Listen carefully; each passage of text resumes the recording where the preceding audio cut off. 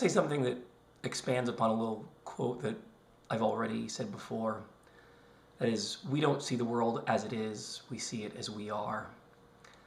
As I've already mentioned, this is a statement that has often rung in my head, and I've actually used it in a number of my writings to other people in this whole fiasco. And I'm actually going to share a written passage that is the first time I used it 3 years ago in a letter to Heather McCall.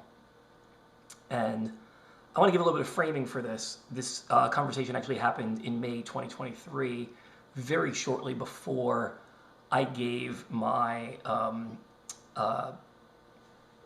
letter of appeal to NASPA for the decision made against me. And I consulted Heather heavily in this.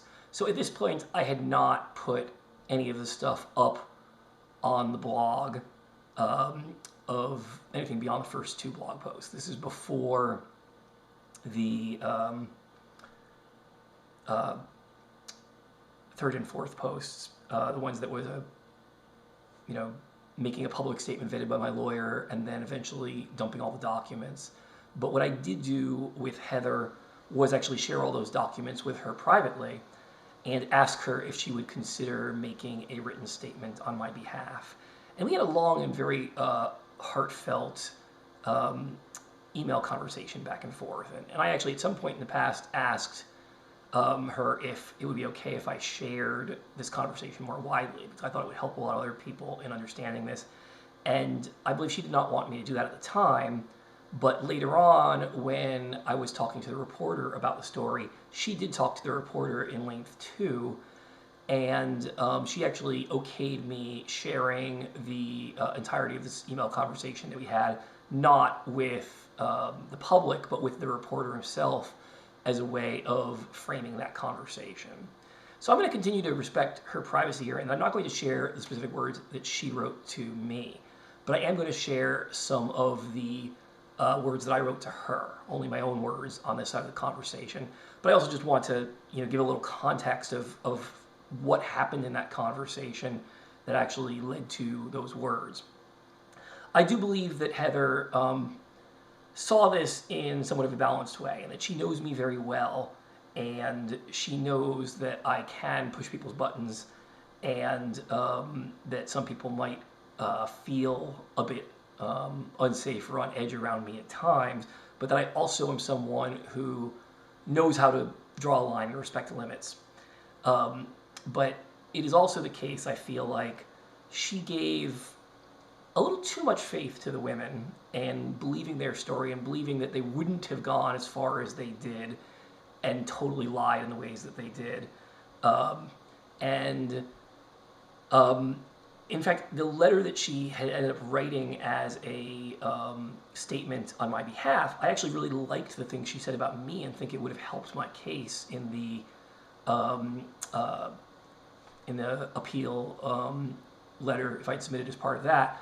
But the reason I did not want to submit it was not because of anything she said about me. It was because of a particular sentence or two she wrote that gave a little too much credence to these liars on the other side. And that is why I want to read this particular passage. Heather, I really appreciate you taking the time to read my story and write what you did. I know it is heartfelt on your part, and I'll think about whether I want to include it with my packet. However, my immediate inclination is not to use it. It stems from these 2 sentences that you wrote. I've read the complainant statements, and their fear and mistrust of Dave is convincingly expressed. I wholeheartedly believe them. I would be happy to look you straight in the eyes and tell you in a completely dispassionate way the complainants are lying to you and manipulating you. Literally every single sentence of their statements is a lie. Throughout the story, I've kept thinking about one particular quotation. We don't see the world as it is, we see it as we are. I know that you are a deeply honest and caring person, so you tend to look at the world and assume the best of others. You're looking at the story and trying to reconcile how different, well-meaning people could arrive at such different perspectives and believing there's truth in all of those perspectives.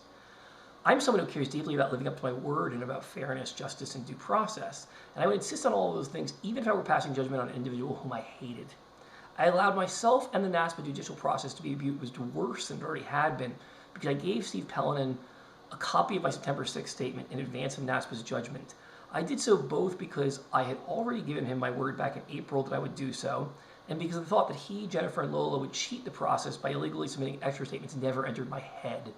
I could not perceive the possibility of such gross misconduct because I myself would never do such a thing.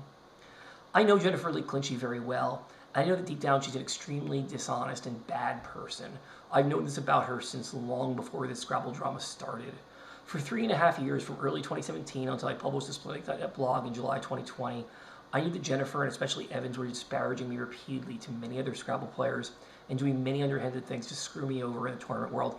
And I said nothing to almost anyone in Scrabble. Literally the only people in Scrabble I told the story prior to 2020 were Walker Willingham and Jeremy Conman, and I knew they would be discreet and not gossip about it.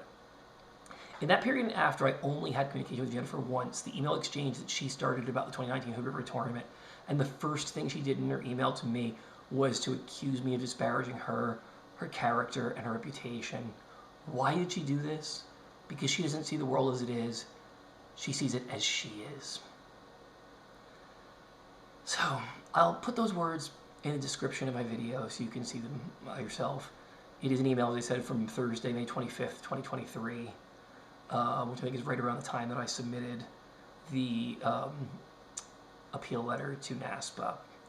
But I also want to say that, I think that a lot of this gets at one of the big issues here is that there's so many things about this particular story that hit on a lot of people's emotional nerves because it reminds people of some of their own stories. There are things that are resonant in this about your own relationships, your own interactions between men and women and stuff like that.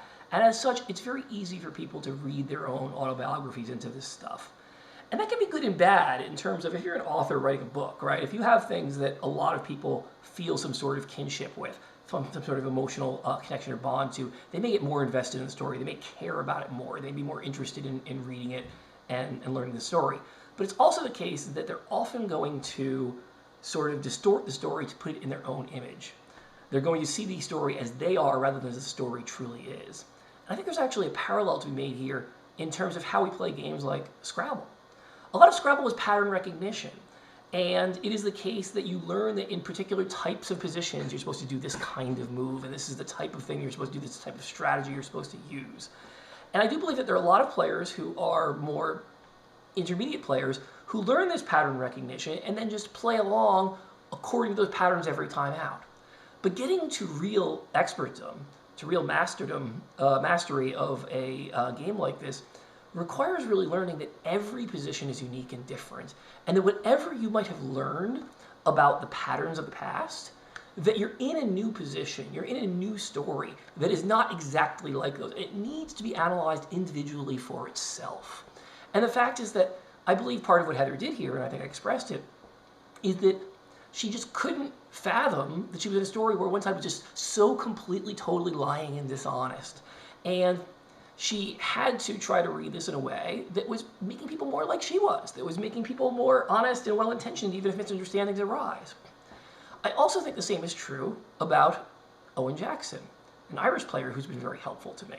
And I'm very grateful, Eoin, for the contributions you've made in speaking up about my story. But I also firmly believe that the idea of forgiveness is really important to you.